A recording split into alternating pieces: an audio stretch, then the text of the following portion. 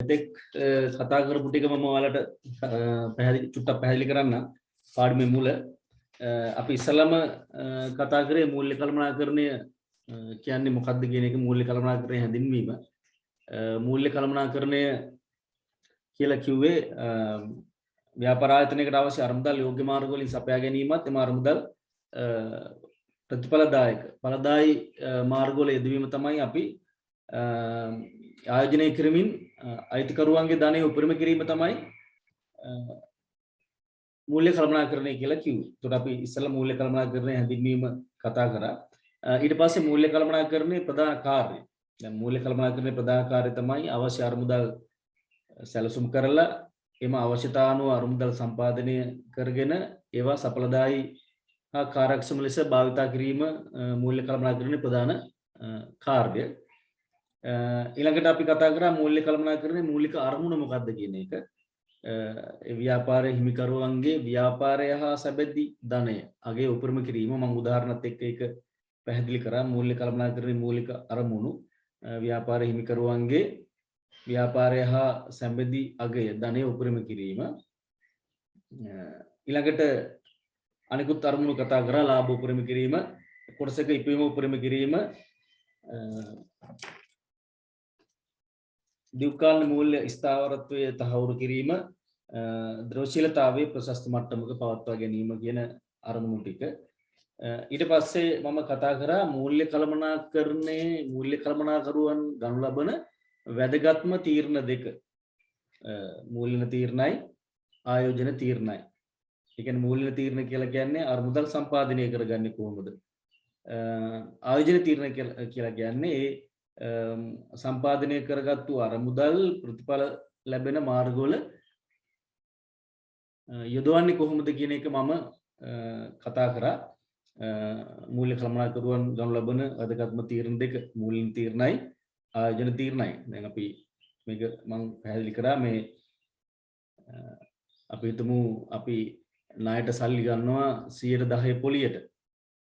අරගෙන අපි තව තැනක යොදවනවා 25ක ලාභයක් එන පරිදි 110ට අරගෙන 25ක ප්‍රතිලාභයක් ලැබෙන පරිදි යොදවනවා. එතකොට ලාභය තමයි 15.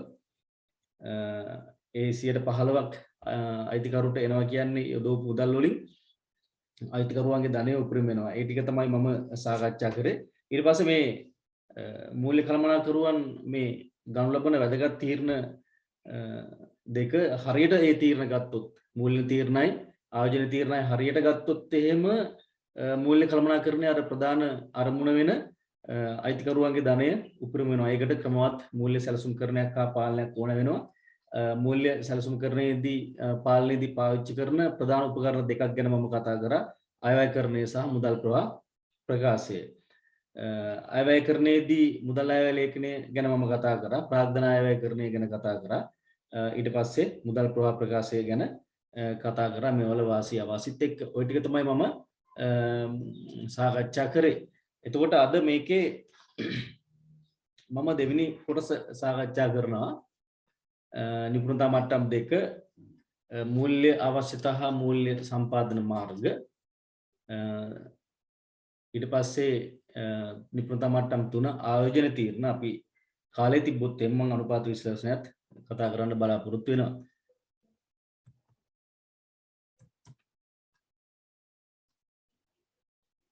හරි, එතකොට මම මේ 15/2දී ව්‍යාපාරික අරමුදල් අවශ්‍යතා සපුරා ගැනීම සඳහා ඇති විකල්ප අරමුදල් සම්පාදන මාර්ග ගැන කතා කරන්නේ. එතකොට අරමුදල් අවශ්‍යතා ලැයිස්තුගත කරයි, අරමුදල් අවශ්‍යතා වර්ග කරයි, අරමුදල් සම්පාදන මාර්ග විවිධ පදනම් ඔස්සේ වර්ගීකරණය කරයි, විකල්ප අරමුදල් සම්පාදන මාර්ගවල වාසිය සීමා පැහැදිලි කරයි, විවිධ මූල්‍ය සම්පාදන මාර්ග සඳහා නිසුන් දක්වයි, අරමුදල් අවශ්‍යතා සපුරා ගැනීමේදී සැලකිලිමත් යුතු කරුණු ලැයිස්තුගත කරයි, දෙන ලද ව්‍යාපාර ආයතනයක සුසු අරමුදල් සම්පාදන මාර්ග යෝජනා කරයි. ඔය ටික මේ නිපුණතා මට්ටම අවසානයේදී ඔබගෙන් බලාපොරොත්තු වෙන දේවල්. දැන් අපි මේකට ප්‍රවේශයක් ගන්න ඉස්සෙල්ලම කතා කරමු මේ පාසලක අවශ්‍යතා හා වුවමනා සඳහා මුදල් වියදම් කිරීමට සිදු වන අවස්ථා. දැන් ඔබේ පාසලේ විවිධ කටයුතු සඳහා ඔබට ඔබ වෙනුවෙන් පාසල් දරුවන් වෙනුවෙන් පාසලට විවිධ වියදම් දරන්න වෙනවා. දැන් අපි ගත්තොත් පාසලේ විදුලි බිල ගෙවන්න වෙනවා. ඔබට ප්‍රශ්න පත්‍ර දෙනවා නම් ඒ මුද්‍රණ වියදම්, පිරිසිදු කිරීමේ වියදම්, ජල බිල, අලුත් වැඩියා වියදම් මේ වගේ වියදම් දරන්න වෙනවා. ඉස්සෙල්ලා මේකේ ලියාගන්නේ වියදම් ටික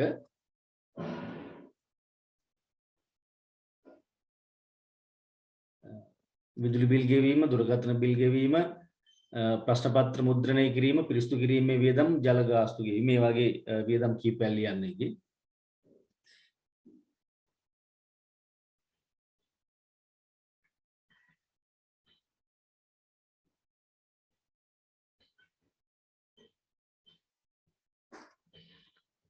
ඊළඟට දැන් ඒ වියදම් පියව ගන්න පාසල අරමුදල් හොයා ගන්න විදිය. ඒ අරමුදල් අවශ්‍යතාවය සම්පූර්ණ කර ගන්න විදිය තමයි ඊළඟට දීලා තියෙන්නේ. දැන් පාසල බොහෝ දුරට මුදල් හොයාගන්නේ ප්‍රධානම ආදායම් මාර්ගය තමයි පාසලේ පාසුකම් මා සේවා ගාස්තු. ඊළඟට සංවර සමිතිය සමාජික ගාස්තු, රජයෙන් ලැබෙන අරමුදල්, සුබපතන්නන්ගෙන් ලැබෙන ආධාර, ආශිෂ්‍ය ආධාර එකත් ලියන්න. ඒක විශේෂයෙන්ම ලියන්න ඕනේ. පාසුකම් මා සේවා ගාස්තු, සංවර සමිති සමාජික ගාස්තු, ආශිෂ්‍ය ආධාර එකත් ලියන්න. රජයෙන් ලැබෙන අරමුදල් නැත්නම් රජයේ මුදල් වෙන් කිරීම, සුබපතන්නන්ගේ ලැබෙන ආධාර, ඒ වගේ ඒවලින් තමයි පාසලේ අරමුදල් අවශ්‍යතාවය සම්පූර්ණ කරගන්නේ. පාසුකම් මාස ඒ ටික ලියා ගන්න. පාසුකම් මාස සේවා ගාස්තු, සංවර සමිති සමාජික ගාස්තු, රජයෙන් ලැබෙන අරමුදල්, සුබපතන්නන්ගෙන් ලැබෙන ආධාර, ඒ වගේ ඒවා පාසල. දැන් මේ පාසලකට මේ වගේ වාගේම අපි මෙතන කතා කරන්නේ ව්‍යාපාරයේ පැත්තෙන්. ඒ ව්‍යාපාර කටයුතු කරන්නත් අරමුදල් අවශ්‍ය වෙනවා. ඒ අරමුදල් අර පාසල සම්පාදනය කරගත්තා වගේ ව්‍යාපාරයේ ඊට වඩා වෙනස් මාර්ග වලින් අරමුදල් සම්පාදනය කරගන්නවා. ඒ ගැන තමයි අපි කතා කරන්නේ ව්‍යාපාරයක අරමුදල් අවශ්‍යතාවය ගැන.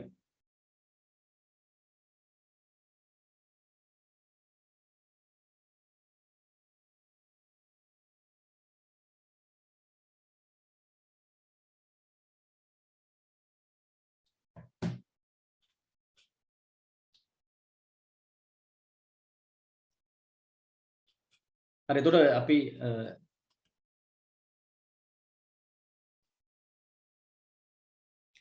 දැන් එහෙමනම් ව්‍යාපාරයකට අවශ්‍ය වෙන අරමුදල් කොහොමද මොන අවශ්‍යතා සඳහාද අරමුදල් අවශ්‍ය වෙන්නේ කියන එක අපි ඊළඟට සලකා බලමු. දැන් මේ ව්‍යාපාරයකට අවශ්‍ය වෙන මූල්‍ය අවශ්‍යතාවය. දැන් අපි ඒක ප්‍රධාන කොටස් දෙකකට බෙදන්න පුළුවන්. කාර්ක ප්‍රාග්ධන අවශ්‍යතාව වෙනුවෙන් අරමුදල් ඕන. දැන් ව්‍යාපාරයකට ඇයි මේ මුදල් ඕන වෙන්නේ? මුදල් අවශ්‍යතාවය අපිට ප්‍රධාන කොටස් දෙකකට බෙදන්න පුළුවන්. කාර්ක ප්‍රාග්ධන අවශ්‍යතා සහ එහෙම නැත්නම් අපි ඒවා කෙටි කාල මූල්‍ය අවශ්‍යතා කියලාත් කියන්න පුළුවන්. දෙවෙනි එක ස්ථාවර ප්‍රාග්ධන අවශ්‍යතා, එහෙම නැත්නම් දීර්ඝ කාල මූල්‍ය අවශ්‍යතා. අපි ඉස්සලම් බලමු මේ කාර්ක ප්‍රාග්ධන අවශ්‍යතා කියන්නේ මොනවද කියලා. දැන් ඒ කියන්නේ දිනදා ව්‍යාපාර කටයුතු පවත්වාගෙන යාම සඳහා අවශ්‍ය වන අරමුදල් ප්‍රමාණය.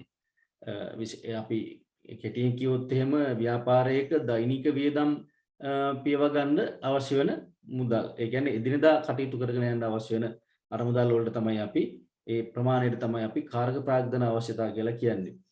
සාමාන්‍යයෙන් මේවා අවශ්‍ය වෙන්නේ වසරකට අඩු කාලයක් තුල ඒ දැරීමට සිදුවන වියදම් සඳහා තමයි මේ අරමුදල් අවශ්‍ය වෙන්නේ.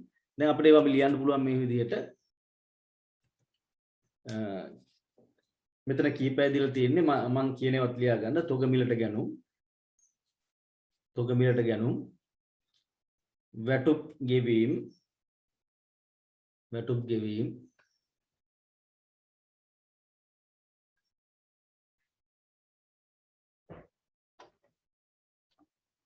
දුරකථන ගාස්තු ගෙවීම, විදුලි ගාස්තු ගෙවීම, දුරකථන ගාස්තු ගෙවීම, විදුලි ගාස්තු ගෙවීම,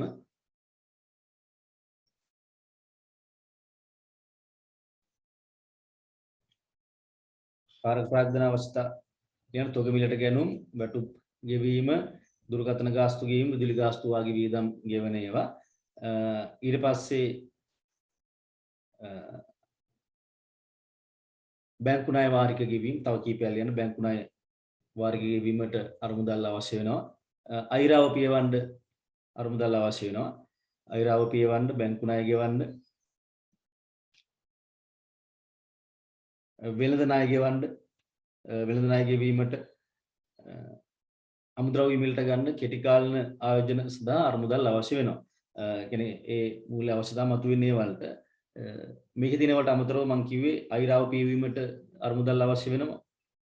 කාරක ප්‍රාග්ධනය අවශ්‍ය වෙනවා. බැංකු ණය වාරිකය ගෙවන්න ඒවා ලියා ගන්න. වෙළඳ ණය පියවීමට නැත්නම් ගෙවීමට,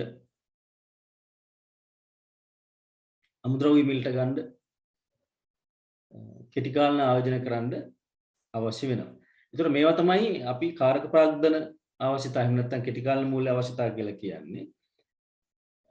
ඊළඟට අපි බලමු දීර්ඝකාලීන මූල්‍ය අවශ්‍යතා. මෙතන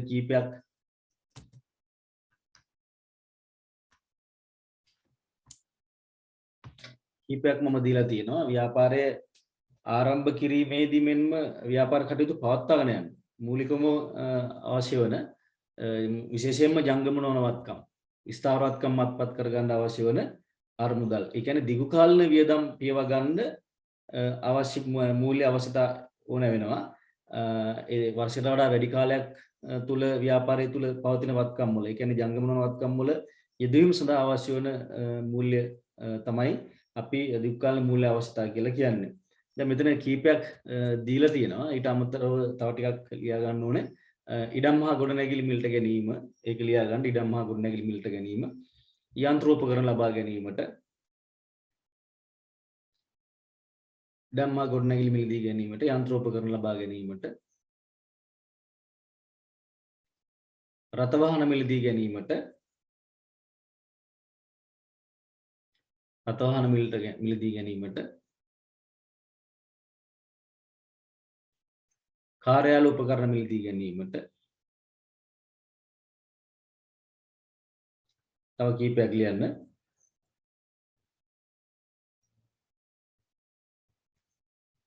දිගු කාලීන අමෙටික ඉස්සර ලියා ගන්න. ඉඩම් හා ගොඩනැගිලි මිලට ගැනීමට, යන්ත්‍රෝපකරණ මිලට ගැනීමට, රථ වාහන මිලදී ගැනීමට, කාර්යාල උපකරණ මිලට ගැනීම,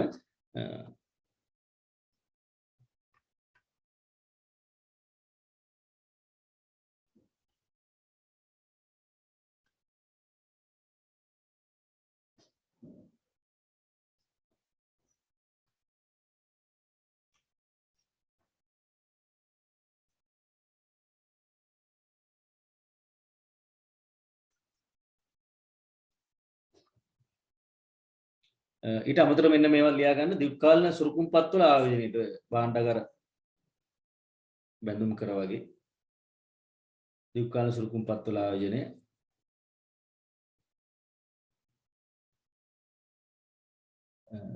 පර්යේෂණ හා සංවර්ධන කටයුතු වලට ඒකත් ගන්න පුළුවන්. පර්යේෂණ හා සංවර්ධන කටයුතු වලට නව තාක්ෂණය හඳුන්වා දෙන්න, වෙනත් ව්‍යාපාරාත්මක කරගන්න. ඒ වගේ ඒවත් මෙතනට ගන්න පුළුවන්. දීර්ඝකාලීන සුරුකුම්පත් වල ආයෝජනය, පර්යේෂණ හා සංවර්ධන කටයුතු සඳහා දීර්ඝකාලීන සුරුකුම්පත් වල ආයෝජනය, වෙනත් ව්‍යාපාරාත්මක කර ගැනීම, පර්යේෂණ හා සංවර්ධන කටයුතු සඳහා නව තාක්ෂණය හඳුන්වා දෙන්න. අන්න ඒ වගේ දීර්ඝකාලීන මූල්‍ය අවශ්‍යතා අපිට මේ විදිහට උදාහරණ සපයන්න පුළුවන්.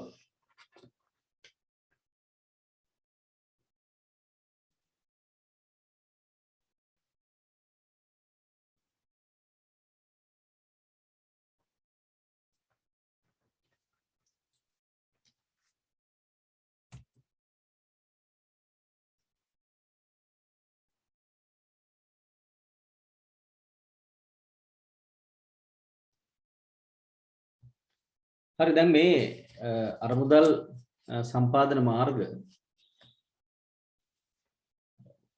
අපිට ව්‍යාපාර සංවිධාන වර්ගය අනුව එකිනෙකට වෙනස් වෙන්න පුළුවන් අරමුදල් අවශ්‍යතාවය සම්පූර්ණ කරගන්න ක්‍රම මේ අරමුදල් සම්පාදන මාර්ග අපිට වර්ග කරන්න පුළුවන්. අපි මේ වර්ගීකරණයක් ඉදිරිපත් කරනවා. ඒ වර්ගීකරණයට පදනම් කරගන්න මූලාශ්‍ර කීපයකුත් තියෙනවා. මේ නිර්ණායක තුන ඔස්සේ අපි ව්‍යාපාර සංවිධාන වර්ග කිරීම කතා කරනවා. පළවෙනි එක තමයි මූලාශ්‍රය අනුව. ඒ කියන්නේ ලබා ගන්න මූලාශ්‍රය අනුව කොහින්ද අපි මේ අරමුදල් සම්පාදනය කරගන්නේ ඒ අනුව අපිට වර්ග කරනවා. ඒ කියන්නේ ව්‍යාපාරය අයිතිකරු විසින් ව්‍යාපාරය ඇතුලේ අයිතිකරුගෙන් අරමුදල් සම්පාදනය කරගන්න ඕන.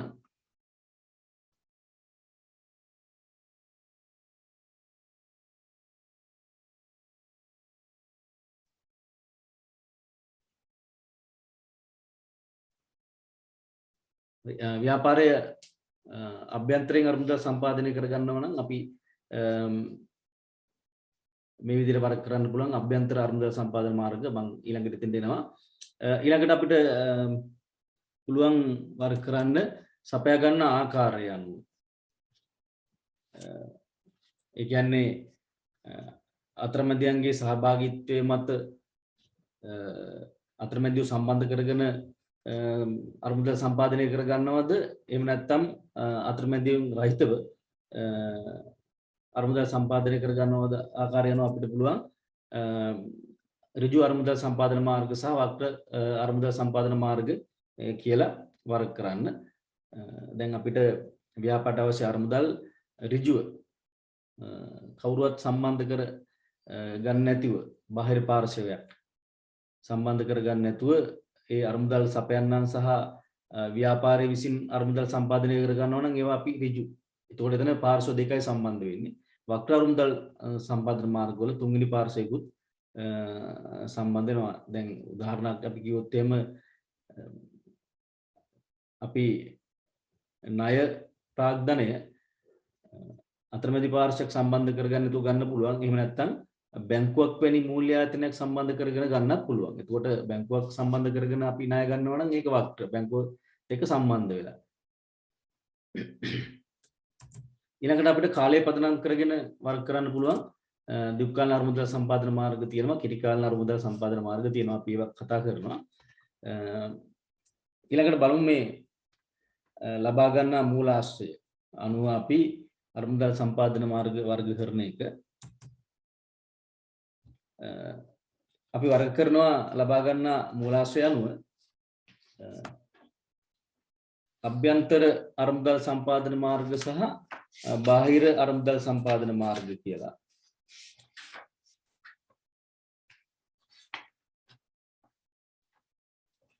දැන් එතන ඔයාගේ නෝට් එකේ මාර්ග කියන එක මේ බාහිර මාර්ග කියන එක එතෙන්ට එන්න ඕනේ. ඒක වැදිලා තියෙන මැද අභ්‍යන්තර අරමුදල් සම්පාදන මාර්ග සහ බාහිර අරමුදල් සම්පාදන මාර්ග කියලා එන්න ඕනේ. දැන් අපිට අභ්‍යන්තර අරමුදල් සම්පාදන, ඒ කියන්නේ ව්‍යාපාරය ඇතුළෙන්ම අරමුදල් සම්පාදනය කර ගන්නවා නම් අපි අභ්‍යන්තර අරමුදල් සම්පාදන මාර්ග කියලා කියන්නේ. මෙන්න මේවා ලියන උදාහරණ වලට මෙතන දීලා තියෙනවා රඳවාගත් ලාභ, ෂෙවෙන් කිරීම,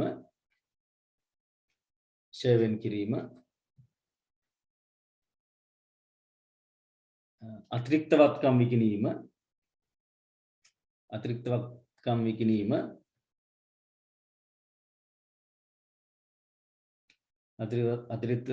විකිණීම, ඊළඟට තව එකක් ලියා ගන්න කාර්ක ප්‍රාග්ධනය දැඩිව පාලනය කිරීම.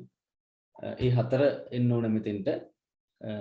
නෝට් එකේ ලියා ගන්න රඳවාගත් ලාභ, ෂෙවෙන් කිරීම, අතිරික්ත වත්කම් විකිණීම, කාර්ක ප්‍රාග්ධනය දැඩිව පාලනය කිරීම. කාර්ක ප්‍රාග්ධනය දැඩිව පාලනය කිරීම. දැන් අපි බාහිර මාර්ග මෙතන දිගු කාලන, මධ්‍ය කාලන, කෙටි කාලන කියලා වර්ග කරලා තිබ්බට අපි ඔයාලගේ මට්ටමේදී පොදුවේ කතා කරන්නේ. එහෙනම් අපිට මේ උදාහරණ ලියන්න පුළුවන් දිගු කාලන, කෙටි කාලන, මධ්‍ය කාලන කියලා වර්ග කරන්න ඕනේ. කෙලිම ලියා ගන්න ණය කර, උගස් කර, කොටස් නිකුතුව, එහෙම වර්ණි කොටස්, සාමාන්‍ය කොටස් කියලා ඕනේ. කොටස් නිකුතුව, ණය කර, උකස් කර, කොටස් නිකුතුව, කුලී පිට ගැනුම්, කල්බදු, බැංකු ණය,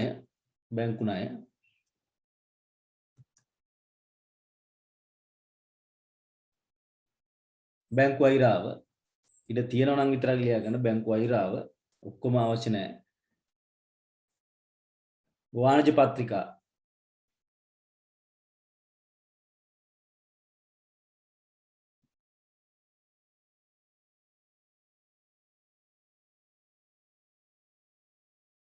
සාධ්‍යකරණය මම ඒවා ඉදිරියට පැහැදිලි කරනවා. සාධ්‍යකරණය. එතකොට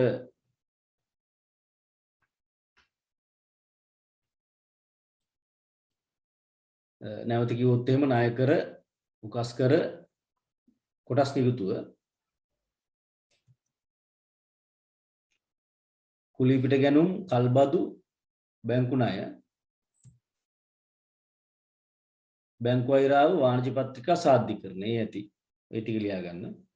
මම ඒවා පැහැදිලි කරන්නම්.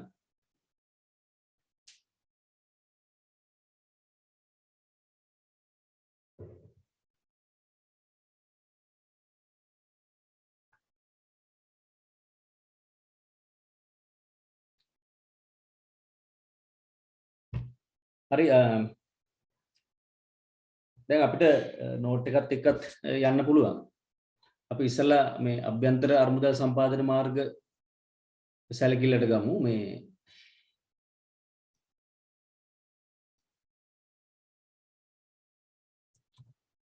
ඉස්සලම පළවෙනි එක තමයි රඳවාගත් ලාභ, එහෙම නැත්නම් නොබෙදු ලාභ. දැන් සීමා සහිත සමාගම් වල බොහෝ දුරට ලාභ බෙදලා දෙනවා.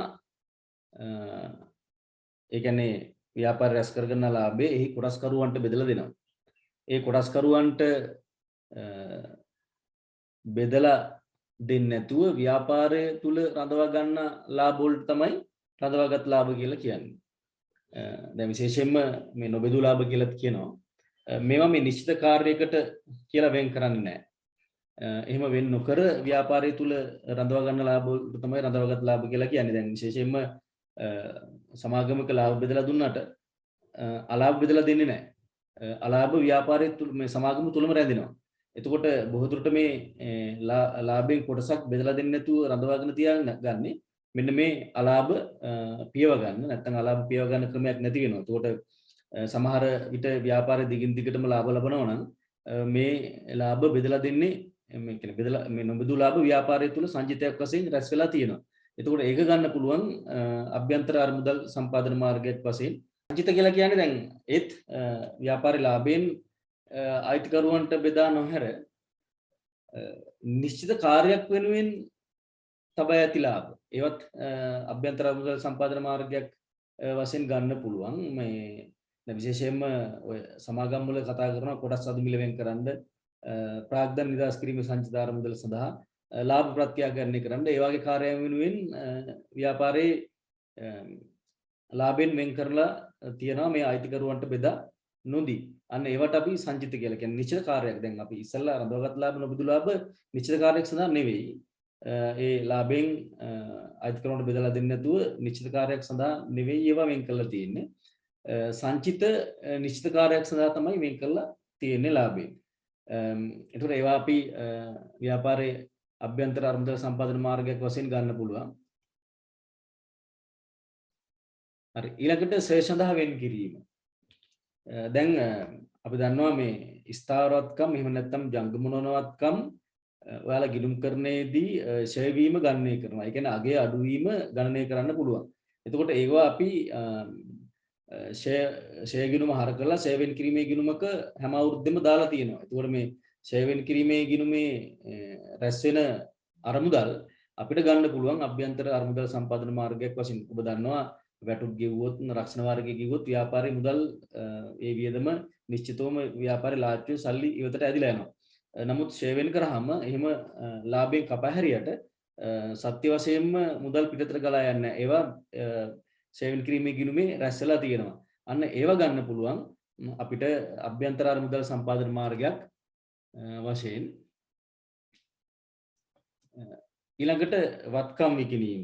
ඒ කියන්නේ වත්කම් විකිණීම කිව්වට මේ ව්‍යාපාරයේ පාවිච්චි කරන පාවිච්චි නොගන්න වත්කම් අතිරික්ත වත්කම් භාවිතයට ගන්නව නෙමෙයි අනිත් වත්කම් විකුණලා අරමුදල් සම්පාදනය කරගන්න පුළුවන්. ඒ ව්‍යාපාරය තුළින් අරමුදල් සම්පාදනය කරගන්න පුළුවන්. ඊළඟ එක තමයි කාරක ප්‍රාග්ධනය දැඩිව පාලනය කරන එක. දැන් මේක කෙටි කාලයක් සඳහා ගන්න පුළුවන් තීරණ කීපයක්. දැන් උදාහරණයක් අපි කිව්වොත් එහෙම කාරක ප්‍රාග්ධනය දැඩිව පාලනය කරනවා කියන්නේ අපිට පුළුවන් නායකයන්ට කියන්න ව්‍යාපාරයට ඉක්මනින් මුදල් දෙන්න කියලා ඒගොල්ලන්ට කියන්න පුළුවන්. ඒ වගේම තමයි අපිට ලැබෙන්න තියෙන ආදායම් ඉක්මනින් රැස් කරගන්න පුළුවන්. අපිට ගෙවන්න තියෙන විදම් ඒ වගේම මේ පුළුවන් ගෙවීම් පමා කරන්න. ඒ කියන්නේ ණය හිමියන්ට එහෙම මුදල් ගෙවීම පමා කරන්න පුළුවන්. අත්පිට පමණක් භාණ්ඩ විකුණන්න පුළුවන්. ඒ වගේ උපක්‍රම පාවිච්චි කරලා මේ ව්‍යාපාරයේ මේ ඇතුලේ තියෙන අරමුදල් ප්‍රමාණය වැඩි කරගන්න පුළුවන්. එතකොට හැබැයි මේ කාරක ප්‍රාග්ධනය දැඩිව පාලනය කරන එක හොඳ ක්‍රියාමාර්ගයක් නෙවෙයි. සමහර වෙලාවට නිෂ්පාදනය වෙළඳාම එනහිටීමෙන් ව්‍යාපාර කීර්ති නාමය පවා බිඳ වැටෙන්න පුළුවන්. එතකොට මේවා තමයි අභ්‍යන්තර අරමුදල් සම්පාදන මාර්ග. දැන් අපි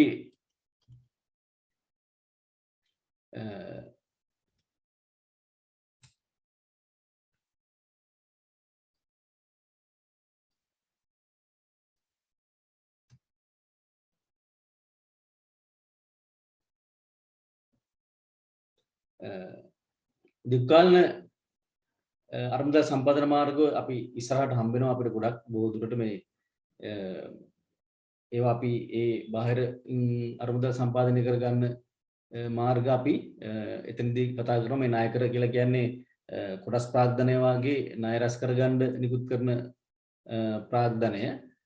ඒ සඳහා පොලියක් ගෙවන්න ඕනේ. උගස් කර කියලා කියන්නේ ව්‍යාපාරයේ යම් දේපල වත්කම් අපේට තබලා අපිට පුළුවන් ණය ගන්න රන්තරම් භාණ්ඩෙම බැංකුවේ දාලා ගන්න උගස් කර සාමාන්‍ය කොටස් නිකුත් කරලා ප්‍රාග්ධනය රැස් කර ගන්න පුළුවන්. මේවා ඉස්සරහට හම්බ වෙනවා අපි කතා කරනවා. ඊළඟට කුලීපිට ගැනුම් මම මීට ඉස්සෙල්ලා කතා කරලා තියෙනවා. කුලීපිට ගැනුම් කියලා කියන්නේ අපි වත්කමේ වටිනාකමින් යම් කොටසක් ගෙවලා ඉවරලා ඊට පස්සේ ඉතිරි කොටස වාරික වශයෙන් ගෙවනවා. අවසාන වාරිකයේ ගෙවලා ඉවරනම් පස්සේ තමයි භාණ්ඩයේ අයිතිය ගැනුම්කරුට හිමි වෙන්නේ. ඒකට කුලීපිට ගැනුම් කියලා කියන්නේ. කල්බදු කියලා කියන්නේ අපි සාමාන්‍යයෙන් වටිනාකමින් වැඩි වත්කම් දීර්ඝකාලීන පාවිච්චි සඳහා බද්දට ගැනීම. අපි බැංකු හා මූල්‍ය ආයතන පාඩමේදී ඒවා සාකච්ඡා කරලා තියෙනවා. බැංකු ණය එහෙම. ඊළඟට බැංකු අයර අපි දන්නවා බැංකුවේ අවශ්‍යදායක ශේෂය එහෙම නැත්නම් බැංකුවේ බැර ශේෂය ඒකට අපි කියන්නේ ජංගම ගිණුම ශේෂය ඉක්මලා චෙක්පත් නිකුත් කරන්න දෙන අවස්ථාව බැංකු අයරාව කියලා කියන්නේ. වාණිජ්‍ය පත්‍රිකා කියලා කියන්නේ සීමාසහිත පොත් සමාගම් ඒගොල්ලන්ට අවශ්‍ය ප්‍රාග්ධනය රැස් කරගන්න මේ නිකුත් කරන පත්‍රිකා විශේෂයක්. සීමාසහිත පොත් සමාගම් ඒවා මාස 6න් මාස 3න් කල්පිරණ ආකාරයට නිකුත් කරන්න පුළුවන් භාණ්ඩාගාර බිල්පත් භාණ්ඩාගාර බැඳුම් කර හා සමානව. ඒ වගේ භාණ්ඩාගාර බිල්පත් භාණ්ඩාගාර බැඳුම් කර නිකුත් කරන්නේ රජයට මුදල් ඕනනම් ශ්‍රී ලංකා මහ බැංකුව විසින් නිකුත් කරන ඒවා. මේ සීමාසහිත පොත් සමාගම් නිකුත් කරන්නේ වාණිජ්‍ය පත්‍රිකා. සාධ්‍යකරණය කියලා කියන්නේ දැන් ලැබිය යුතු ණය විකුණා මුදල් ලබා ගැනීම සාධ්‍යකරණය කියලා කියනවා. එතකොට අපි ණය එකතු කරගන්න ඒ කාර්ය වෙන කාට හරි පවරන්න පුළුවන්. එතකොට අපි ඒ ආයතනයේ ණය ලබා දීලා ඒ එකතු කිරීමේ වගකීම ඒගොල්ලන්ට දෙනවා. එතකොට යම් සමාගමක් ඒ ණය එකතු කිරීමේ වගකීම් බාරගෙන ඒගොල්ලෝ ඒ ණය මුදලෙන් යම් ප්‍රතිශතයක් ඒ එකතු කිරීම වෙනුවෙන් ඒගොල්ලන්ට ගන්න පුළුවන්. ඒ ණය එකතු කරන ආයතන අපි බැංකු සහ මූල්‍ය ආයතන පාඩමේදී ඒවා සාකච්ඡා කරලා තියෙනවා. එතකොට මේ දැන් අපිට මේ අරමුදල් සම්පාදන මාර්ග අභ්‍යන්තර හා බාහිර අරමුදල් සම්පාදන මාර්ග වල වාසී අවාසී සාකච්ඡා කරන්න ඕනේ.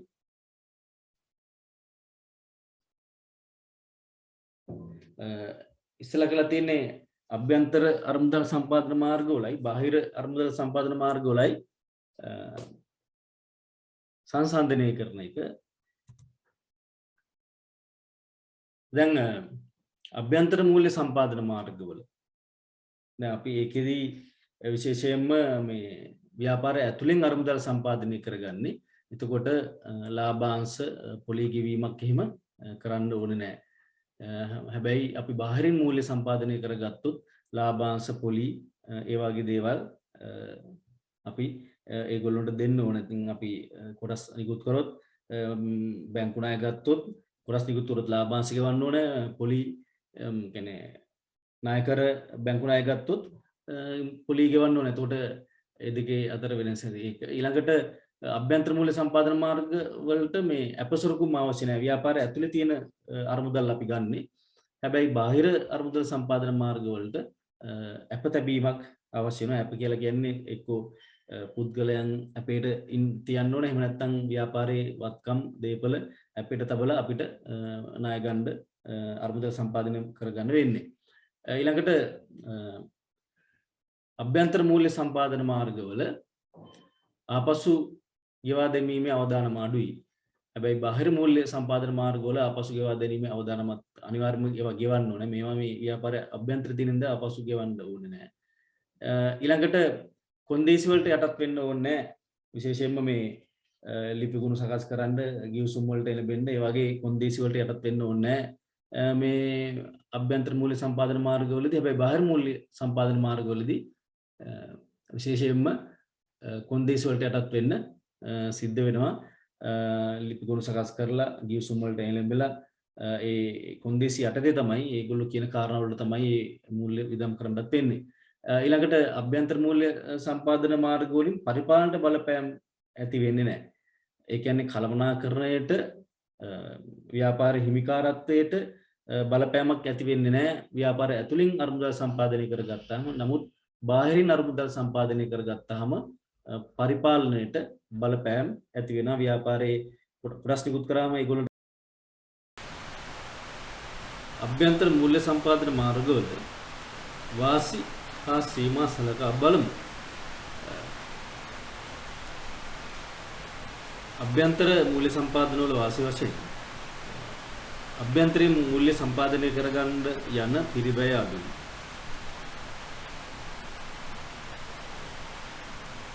ඒ කියන්නේ අභ්‍යන්තරයෙන් අරමුදල් සම්පාදනය කරගන්න නිසා පොලී ගෙවන්න, ලාභාංශ ගෙවන්න අවශ්‍යතාවයක් නැහැ.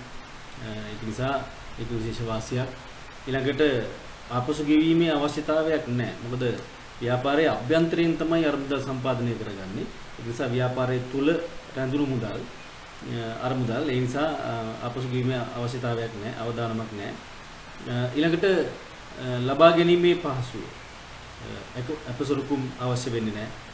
ඊළඟට ලිපිගුණු සැකසීම අවශ්‍ය වෙන්නේ නැහැ. ගිවිසුම් වලට එළඹීමට අවශ්‍ය වෙන්නේ නැහැ. ඒ හින්දා ඊටම පහසුවෙන් ලබා ගන්න පුළුවන්. ඊළඟට ව්‍යාපාරයේ වගකීම් වැඩි වෙන්නේ නැහැ. දැන් විශේෂයෙන්ම අභ්‍යන්තරයේ තියෙන අරමුදල් තමයි ගන්නෙ. ඒක නිසා මේ ව්‍යාපාරයේ වගකීම් වැඩි වෙන්නේ නැහැ. දැන් අපි බාහිරින් අරමුදල් සම්පාදනය කර ගන්නකොට ණය ගැනීම වාගේ ඒවා ණය ගන්න වෙනවා.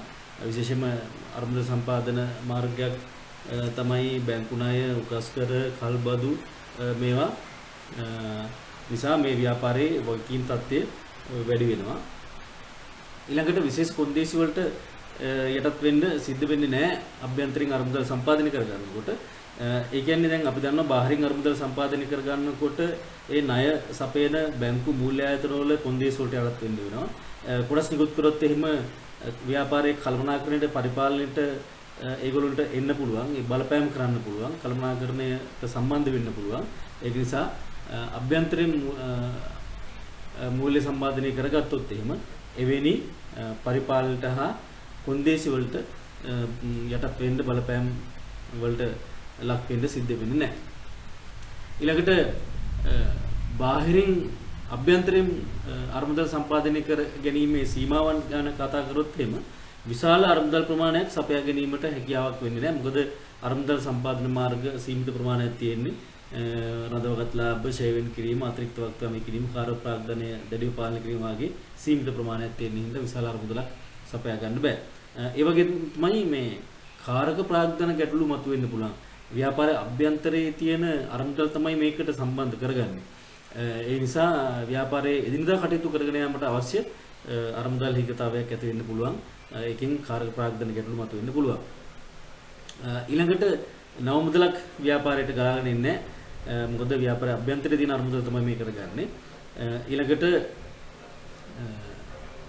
අරමුදල් සම්පාදන මාර්ග විශාල ප්‍රමාණයක් නෑ මම ඒ ගැන කතා කරා. ඒ වගේම විශාල අරමුදල් ප්‍රමාණයක් මේකෙන් සපයා ගන්න බෑ. ඒකට හේතුව අරමුදල් සම්පාදන මාර්ග සීමිත වීම නිසා.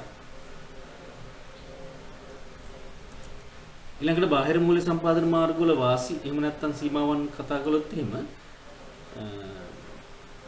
වාසි හැටියට අපිට ගන්න පුළුවන් විශාල අරමුදල් ප්‍රමාණයක් රැස් කර ගන්න පුළුවන් බාහිර අරමුදල් සම්පාදන මාර්ග වලින්. ඔබ දැක්කා ඒ බාහිර අරමුදල් සම්පාදන මාර්ග විශාල ප්‍රමාණයක් තියෙනවා. බැංකු ණය, කොටස් නිකුතුව, ණයකර නිකුතුව, කල්බදු කස්කර, කුලී පිට ගැනුම්, බැංකු අයිරා, වාණිජ පත්‍රිකා වැනි මාර්ග රාශියක් තියෙනවා.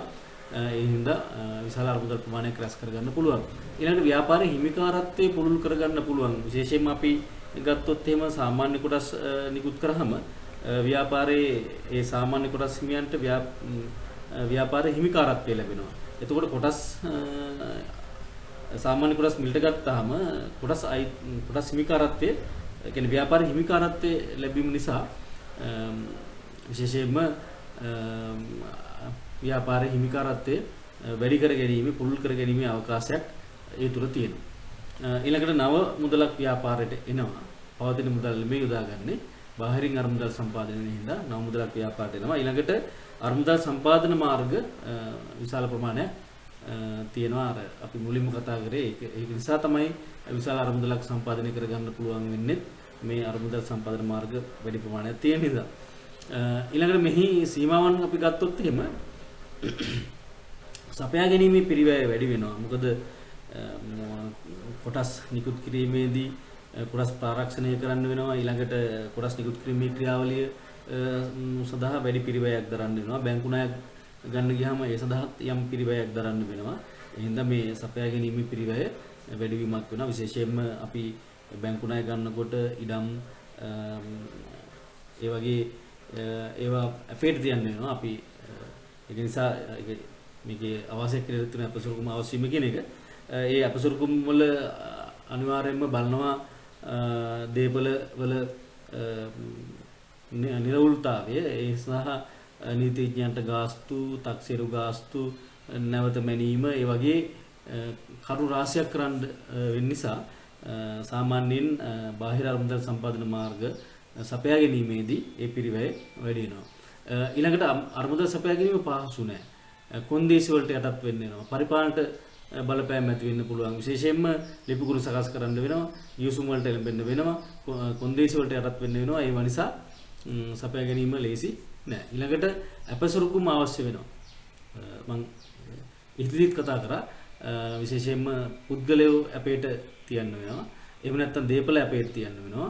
විශේෂයෙන්ම බැංකු ණය වගේ ණයක් මූල්‍ය අතරින් ගන්න ගියාම අප බලාපොරොත්තු වෙනවා. ඒ හින්දා මේ ඒක සංකීර්ණ ක්‍රියාවලියක්. ඒ නිසා ඒක සීමාවක් අවශ්‍ය කිරීම ගන්න පුළුවන්.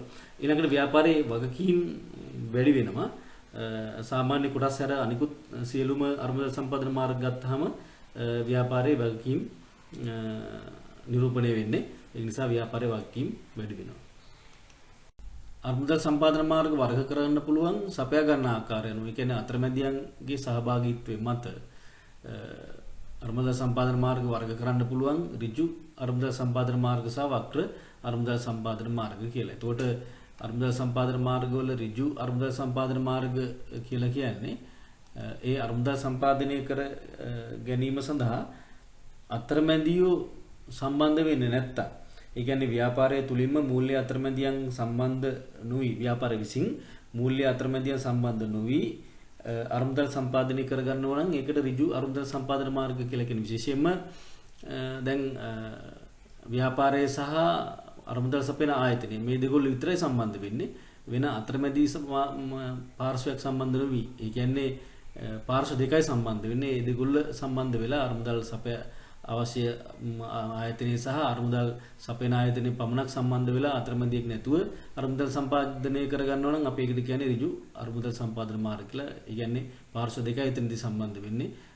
විශේෂයෙන්ම ගන්න පුළුවන් රඳවාගත් ලාභ, ෂෙයාර් කිරීම, කොටස් නිකුතුව, ණයකර නිකුතුව, අතිරික්ත වත්කම් විකිණීම අපිට ගන්න පුළුවන් ඍජු අරමුදල් සම්පාදන මාර්ග කියලා. ඊළඟට වක්‍ර අරමුදල් සම්පාදන මාර්ග කියලා කියන්නේ අතරමැදියන් සම්බන්ධ වෙලා. ඒ කියන්නේ ව්‍යාපාරය එහෙම නැත්නම් සමාගම අරමුදල් සම්පාදනය කරන ආයතනය සහ වෙනත් අතරමැදි මේ දෙකවල සම්බන්ධ කරන වෙනත් තව පාර්ශ්වයක් තුන්වෙනි පාර්ශ්වයක් මේකට සම්බන්ධ වෙනවා නම් අපි ඒකට කියන්නේ වක්‍ර අරමුදල් සම්පාදන මාර්ග කියලා. ඒ කියන්නේ අතරමැදියෙක් සම්බන්ධ වෙනවා. ඒ කියන්නේ අරමුදල් සපයන ආයතනයේ සහ අරමුදල් අවශ්‍ය ආයතනයේ දෙක සම්බන්ධ කරන වෙනත් පාර්ශ්වයක්. කියන්නේ තුන්වෙනි පාර්ශ්වයක් මේකට සම්බන්ධ වෙනවා. හින්දා අතරමැදියා සම්බන්ධ වෙන හින්දා වක්‍ර අරමුදල් සම්පාදන මාර්ග කියලා කියන්නේ. කල්බදු, වාණිජ්‍ය පත්‍රිකා, බැංකු ණය, බැංකු වෛරාව, සාධ්‍යකරණය අපිට වක්‍ර අරමුදල් සම්පාදන මාර්ග හැටියට ගන්න පුළුවන්. ඍජු මූල්‍ය සම්පාදන මාර්ගවල වාසි සීමාවන් එහෙම නැත්නම් අවාසි සලකා බලමු. ඍජු මූල්‍ය සම්පාදන මාර්ගවල වාසියක් තමයි අමතර පිරිවැයක් දැරීමට සිදු වෙන්නේ නැහැ. ඒ කියන්නේ තවත් බාහිර පාර්ශ්වයක් සම්බන්ධ වෙනවා කියන්නේ අතරමැදියන් සංඛ්‍යාව වැඩි වෙනවා. ඒ කියන්නේ අතරමැදියෙක් ආවොත් එහෙම ඒ තුලත් ඒ අතරමැදියා ලාභයක් බලාපොරොත්තු වෙනවා. ඒක ව්‍යාපාර පැත්තෙන් ගත්තාම පිරිවැයක්. ඒක නිසා මේ මෙතනදී ඍජු මූල්‍ය සම්පාදන මාර්ගවල අතරමැදියෙක් සම්බන්ධ වෙන්නේ නැහැ. හින්දා අමතර පිරිවැයක් දරන්න වෙන්නේ නැහැ. ඒ වගේම තමයි කොන්දේසි වලට යටත් වෙන්න සිද්ධ වෙන්නේ නැහැ. විශේෂයෙන්ම අපි ගත්තොත් එහෙම රඳවාගත් ලාභ, ෂෙයාර් කිරීම, අතිරික්ත වත්කම් විකිණීම වගේ ක්‍රම වලට ඍජු මාර්ග වලින් අරමුදල් සම්පාදනය කරගත්තොත් කොන්දේසි වලට යටත් වෙන්න සිද්ධ වෙන්නේ නැහැ. ඒ වගේම එවැනි ආයෝජන මාර්ග, ඍජු මූල්‍ය සම්පාදන මාර්ග වලින් අරමුදල් සපයා ගන්න විට කවර හෝ විටක සපයා ගන්න පුළුවන්. එහෙම නැත්නම් ෂණිකව සපයා ගැනීමේ හැකියාවක් තියෙනවා. ඒක නිසා මොකද සමහර ඒවා ව්‍යාපාර අභ්‍යන්තරයේ තියෙන්නේ අතරමැදිව මැදිහත් වීමකුත් නැහැ. ඒක නිසා පහසුවෙන් අවශ්‍ය වෙලාවට ෂණිකව සපයා ගන්න පුළුවන්. ඒ වගේම තමයි බාහිර බලපෑම් ඇති වෙන්නේ නැහැ. විශේෂයෙන්ම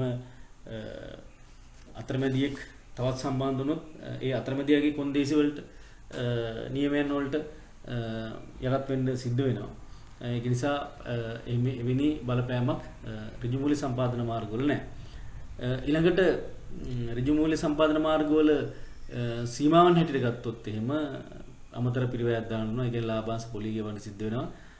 ව්‍යාපාරයේ විසින්ම මේ කාර්ය සංවිධානය කරලා ඒ අරමුදල් සම්පාදනය කර ගැනීම කළ යුතුයි. ඒක නිසා කාර්ය බහුලත්වය වැඩි වෙනවා, වගකීම් වැඩි වෙනවා. ඒ වගකීමත් ඒ ව්‍යාපාරයේ විසින්ම ව්‍යාපාරයේ මතම පැටවෙනවා. මොකද ඒ නියම ක්‍රමවේදයන් වලට අනුව අරමුදල් සම්පාදනය කරගෙන ව්‍යාපාරයේ කටයුතු ඒ ද්‍රව්‍යශීලතාවයේ ලාභදායීත්වය කාර්යක්ෂමතාවය රැකගෙන අඛණ්ඩව ව්‍යාපාර කටයුතු කරගෙන යන්න නම් ඒ නියම ක්‍රම වලට අරමුදල් සම්පාදනය කරගෙන ආයෝජනය කරන්න ඕනේ.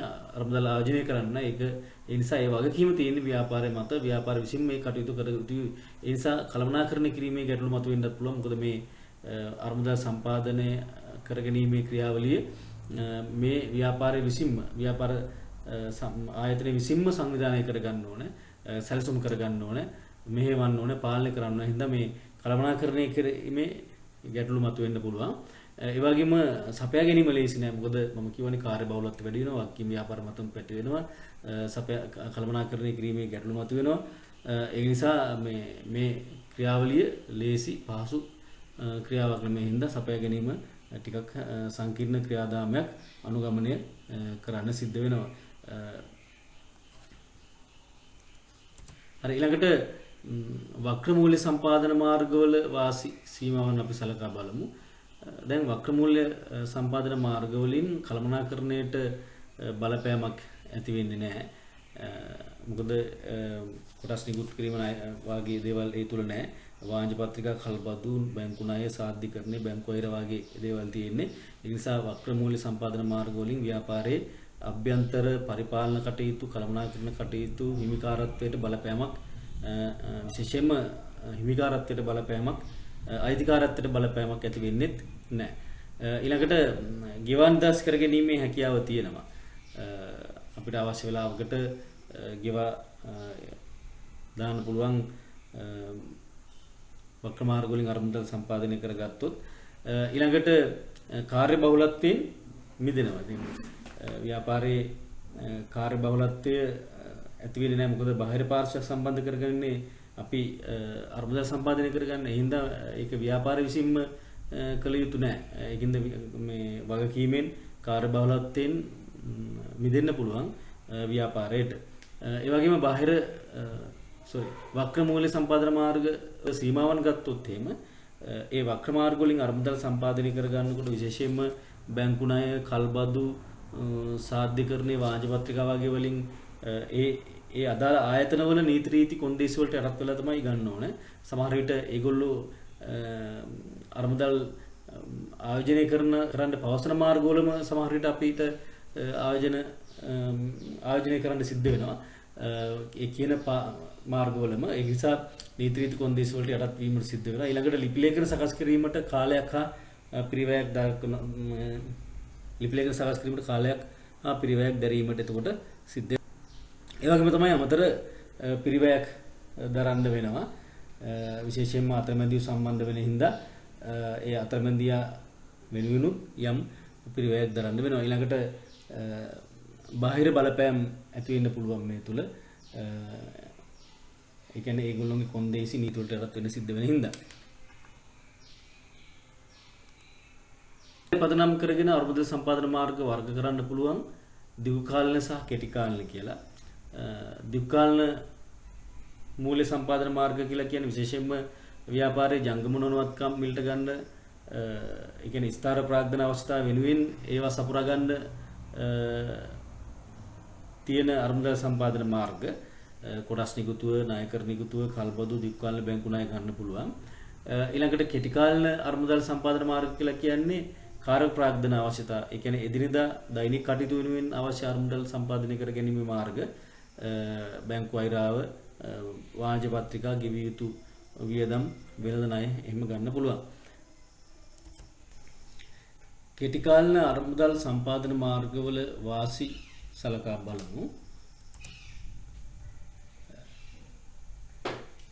දිග්කාලීන මැදින් මැතිනෝ මේක වාසියක්. ඒ කියන්නේ විශේෂයෙන්ම වර්ෂයක් ඇතුළත මේ වගේ වාදමන්න ඕනේ. ඒක නිසා දීර්ඝ කාලීනව ගෙවා දැමීමක් අවශ්‍ය වෙන්නේ නැහැ. ඒක නිසා ඒක විශේෂ වාසියක්. බැඳීම් ඉක්මනින් අවම කර ගන්න පුළුවන්. ඊළඟට ඉක්මනින් ලබා ගන්න පුළුවන් මේ කෙටි කාලීන අරමුදල් සම්පාදන මාර්ග දැඩි කොන්දේසි ගිවිසුම් වලට එළඹීම වාගේ අවමයි, අපසොරකුමුත් අවමයි. ඒක නිසා ඉක්මනින් ලබා ගන්න පුළුවන්. ඊළඟට කළමනාකරණයට සිදු වන බලපෑම අඩුයි. විශේෂයෙන්ම කෙටි කාලීන අරමුදල් සම්පාදන මාර්ගවල වාණිජ පත්‍රිකා, බැංකු අයිරා, ගෙවිය යුතු වියදම්, වෙළඳ ණය වගේ තියෙන ඒවා කළමනාකාරීත්වයට පරිපාලනයට බලපෑම් ඇති වෙන්නේ නැහැ. ඊළඟට ගෙවිය යුතු පොලි අඩුයි. මොකද වර්ෂයට වඩා අඩු කාලයක් තුල ගෙවලා දාන්න ඕනේ. හින්දා මේ සාමාන්‍ය පොලි දීර්ඝ කාලයක් දීර්ඝකාල බැඳීම් වලට දීර්ඝකාලන ඒ කියන්නේ දිග්කාලීන මූල්‍ය සම්පාදන මාර්ග වලට අපි දිගු කාලයක් පොලිය ගෙවන්න ඕනේ. ඒක නිසා මේ ලාභදායීත්වයටත් ලාභදායීත්ව වර්ධනයටත් බලපෑම් ඇති කරන්න පුළුවන් ගෙවිය යුතු පොලිය අඩු වීම නිසා. ඊළඟට මේවල තියෙන සීමාවන්, කෙටි කාලීන මූල්‍ය සම්පාදන මාර්ග වල සීමාවන් අපි ගත්තොත් එහෙම ආපසු ගෙවීමේ කාලය අඩුයි. ඉක්මනින් ගෙවා දාන්න ඕනේ. ඒක සමහර විට ව්‍යාපාරය මේ අරමුදල් සම්පාදනය කරගන්නේ ආයෝජනය කරන්න. ඒ ආයෝජනයෙන් ලැබෙන ප්‍රතිලාභ වලින් තමයි මේ බැඳීම් නිදාස් කළා දාන්න ඕනේ. ඒකට අඩු කාලයක් තියෙන. ඒ නිසා ඒක සීමාවක් අපහසුයක් හැටියට දක්වන්න පුළුවන්. ඊළඟට කාර්ය ප්‍රාග්ධන ගැටලු මතුවෙන්න පුළුවන්. මොකද අපි මේ ගත්තු කෙටි කාලීන මූල්‍ය සම්පාදන මාර්ග ඉක්මනින් ගෙවා දමන්න ඕනේ. ඒක නිසා මේ ව්‍යාපාරයේ එදිනෙදා දෛනික කටයුතු කරගෙන යන්න අවශ්‍ය අරමුදල් හිගතාවයක් ඇති වෙන්න පුළුවන්. ඊළඟට අරමුදල් සම්පාදන මාර්ග සීමිත ප්‍රමාණයක් තියෙන, විශාල ප්‍රමාණයක් නෑ කෙටි කාල අරමුදල් සම්පාදන මාර්ග. ඒ නිසා ඒකේ සීමාවක් තියෙනවා අරමුදල් සම්පාදනය කරගන්න යනකොට. ඒතකොට සීමා අපිට ඒව දක්වන්න පුළුවන්. ඊළඟට දුක්ඛාල මූල්‍ය සම්පාදන මාර්ගවල වාසි ගත්තොත් එහෙම අපි ශනිකව පියවීමට අවශ්‍ය වෙන්නේ කාලයක් තියෙනවා පියව දමන්න. එතකොට වාරික වශයෙන් පියව දමන්න පුළුවන්. ඒකත් වාසියක්. ඒතකොට වාරික දීර්ඝ කාලයක් තිස්සේ ගෙවන්න තියෙනකොට පියව දාමන්න තියෙනකොට වාරිකයේ අඩුවීමක් වෙනවා. ඊවා දෙමීම පහසුවක් එතකොට ඇති වෙනවා. ඊළඟට කාරක ප්‍රාග්ධන ගැටලු අවම වෙන්න පුළුවන් ඒ තුල. මොකද අපිට දීර්ඝ කාලිනව මේක ගෙවා දමන්න තියෙන නිසා අපිට වාරිකයේ සහ පොලිය අඩු වෙන්න පුළුවන්. ඒක නිසා කාල ප්‍රාග්ධන ගැටලු ව්‍යාපාරය තුළ මූල්‍ය තත්ත්වය ද්‍රවශීලතාවය තහවුරු කරගන්න පුළුවන් වෙනවා.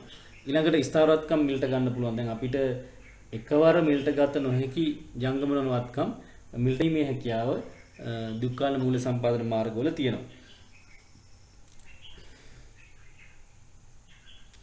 ඊළඟට මෙහි තියෙන සීමාවන් තමයි ලාභාංශ ගෙවන්න ඕන. අනිවාර්යයෙන්ම අපි දන්නවා කොටස් නිකුත් කරන නිසා අනිවාර්යයෙන්ම ඒ ලාභාංශයෙන්ම කොටස් හිමියන්ට ගෙවලා දාන්න ඕනේ.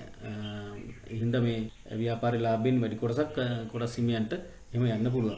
ඊළඟට ගෙවිය යුතු පොලි ප්‍රමාණය අධික වෙනවා. දීර්ඝ කාලයක් තිස්සේ අපි උදාහරණයක් ගත්තොත් එහෙම දීර්ඝ කාලයක් ගෙවන්න බැංකු ණයක් ගත්තොත් එහෙම ඒ දීර්ඝ කාලයටම ඒ මුළු කාල සීමාවටම පොලි ගණනය කරනවා. හින්දා පොලිය ඒ ගෙවන ප්‍රමාණය වැඩි වෙන්න පුළුවන්. සාමාන්‍ය අපි ගන්න මුදලේ වටිනාකමෙන් අරමුදලේ වටිනාකමෙන් දෙගුණයක් විතර පොලියම ගෙවන්න වෙනවා.